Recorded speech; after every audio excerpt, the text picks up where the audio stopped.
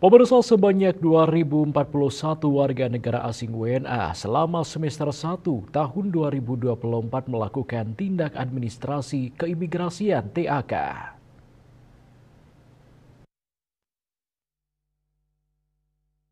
Direktur Jenderal Imigrasi Silmi Karim dikutip dari kantor berita Antara menjelaskan jumlah tersebut meningkat 75,19% dibandingkan jumlah TAK pada semester 1 tahun 2023, yakni sekitar 1.165 sanksi. Ada 2.041 WNA yang diberi sanksi administratif TAK.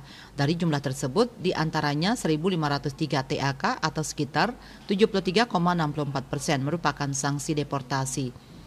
Silmi mengatakan bentuk TAK dapat berupa pencantuman dalam daftar pencegahan atau penangkalan, pembatasan, perubahan atau pembatalan izin tinggal, larangan untuk berada di satu atau beberapa tempat tertentu di wilayah Indonesia, keharusan untuk bertempat tinggal di suatu tempat tertentu di wilayah Indonesia, pengenaan biaya beban dan atau deportasi dari wilayah Indonesia.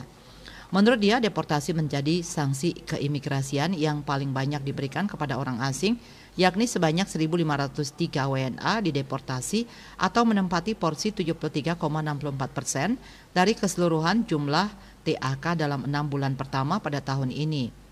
Silmi mengatakan jumlah deportasi orang asing pada semester 1 tahun 2024 mengalami kenaikan 135,21% dibanding semester 1 tahun lalu yang hanya 639 orang.